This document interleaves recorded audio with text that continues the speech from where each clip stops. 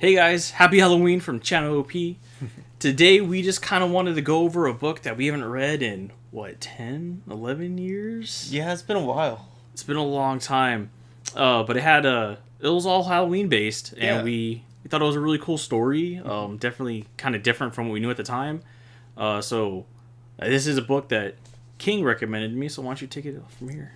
Like you were saying, it was a book I found way back then, back in high school. It's called I Love Halloween, and it's just a story of a night on Halloween. There's multiple different stories, different characters you follow, they all intertwine. You have your A plot, B plot, and C plot, so a lot of stuff going on. The A plot follows four trick-or-treaters meeting up. Finch, which seems like the leader of the group. Mr. Kitty, which is kind of the muscle slash perv of the group.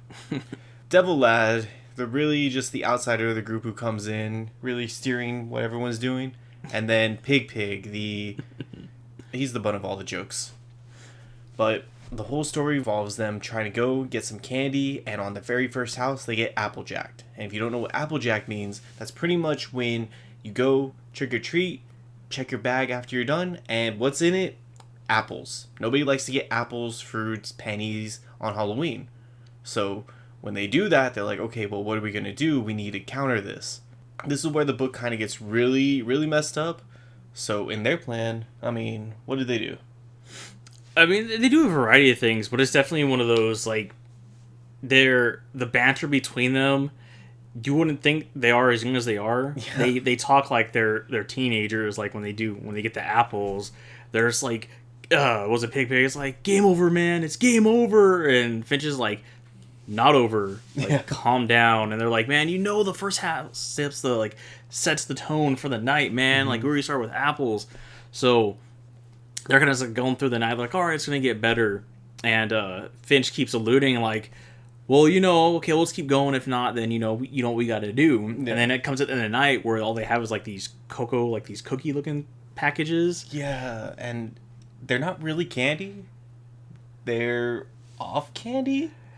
Yeah, I didn't even say there. It's like, they're like, it's not apples, but it's not candy. And either way, Finch is like, all right, guys, well, you know what we got to do. Mm-hmm. And they keep making this. And he's like, no. He's like, guys, we got to do it. And this is where they start doing the tricks. You have the razor blade and the apple, which, I could see that's not as disturbing as to what Mochi is doing throughout the book. Finch's little sister, who's the tooth fairy. In the B plot with Mochi. Carry the B plot. So, the B plot with Mochi follows Mochi kind of just doing her own thing. She comes across her dog, which I'm not sure if it's a zombie or not. They're like, hey man, didn't your dog come back to life? He's like, oh, well, yeah, kinda. And it's they allude that the dog died and came back to life, but Finch isn't confirming or denying it, so... Yeah, and with Mochi, she's off. She meets up with Spike, which is Mr. Kitty's younger brother, and they kind of do their own thing, and what their own thing is, it's really disturbing. I think at one point they take a bra from Nips and she uses that as just a big slingshot. She comes across and just mauls somebody's head. They're straight up dead at one point. And then she starts pulling people's teeth because she's dressed up as a tooth fairy. So she wants teeth. Those molars. She definitely wants to get all the molars. Yeah, it really goes down that dark route pretty quick. Mm-hmm. I was a little shocked at the time when I read it. I guess now, having read more things and seen it, as I'm going through, I'm like, oh, this is kind of tame. Mm-hmm. It could be a little shocking. The art style kind of reminds me of some almost Invader Zim vibes. Yeah. Is kind of what I get with the way they're drawn, kind of the enlarged heads, skinny little arms and stuff like that. And just the actions or not the actions, but the mannerisms of some of them. And it's how Invader Zim, it kind of leads up to some of the stuff, it's kind of okay, that's a little disturbing, but they don't go all the way. Here, they go all the way. That one point when Mochi goes and trick-or-treats at somebody's house, goes right inside, and then kind of deals with somebody's mom. Yeah, it's a mom, and she was you can tell she was, whoever lived there and took care of her is no longer there. Yeah. And she's like, I told you not to be giving them candy because they keep coming back, and them going in, and she's all obese and bedridden. Mm-hmm. So Spike, pretending that he's a dog, goes in there with these little her dentures, and like bites her nose and rips it clean off. Yeah, and it shows like blood and stuff, and then you're like, oh my god, but then he goes and continues the story with other people. Mm-hmm.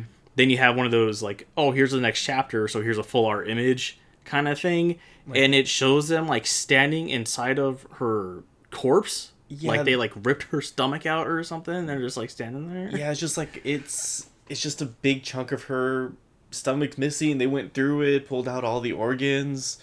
Like it goes pretty gruesome at points, and yeah, and it's not too bad. Like I said, I remember it being worse back in the day, but not reading it now. It seems a lot more tame. Mm-hmm.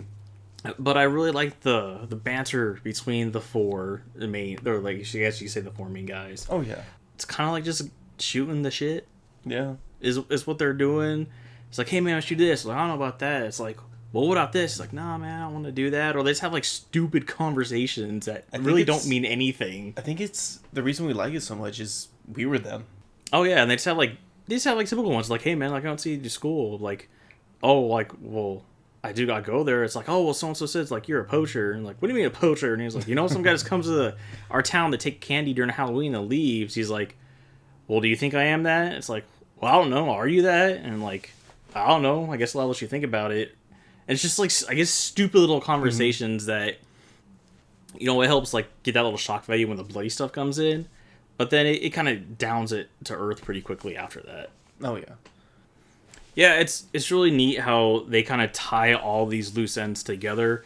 It's pretty much like they all start off right at the beginning of the book, they're together, and then you just go like, oh, this is their story, this is one person's story, and this is the other guy's story. Mm-hmm. And then from, like, they go through about the middle of the book, they kind of go through the adventures, and then they all, as King said, they all kind of just merge right back at the end, and it seems pretty natural. Like, it doesn't seem, like, forced, and it's just 3 separate tales of what happened on that Halloween. Mm-hmm. And it's also interesting towards the end when they kind of get all the dead bodies, ring them up, and they're like, oh, time to go bury them. And then when they do, you have, like, you could see that the other characters have died before. Yeah, like in, was it Mochi's Graveyard of Friends or whatever it's called? It's like there was some for Pig, some for Mr. Kitty. Yeah, so like I remember you have the series. We've read the entire series, but like I said, it's been a long time since we read them. So I guess like these things I wouldn't have picked up on back then. But now it's a nice little cliffhanger at the end. Yeah, with it being like, oh, Halloween's ending. You're like, what is this? I'm like, so. It's a good segue right into like the second volume when they're trying to hook in your readers. Even at the end too, it's like Finn. It just shows Finch and he's walking back home. He pretty much just reverses everything he did at the very beginning, and then you just see him throw his bag of candy down on another pile of bag of candies. It's definitely worth checking out. Oh yeah, if you like little twisted Halloween stories, like this is one to go hunt down if you can. Thanks again, guys, for joining us this Halloween. Just want to wish you guys all a happy Halloween and enjoy your time out there. Stay safe if possible. Don't forget to like our videos, subscribe, ring the bell for notifications so we can catch everything as soon as it comes out. And comment any stories that you think that are scary and good things to read on Halloween. Once again, we're Channel OP. I'm King. I'm Nico. And happy Halloween. See you guys next time.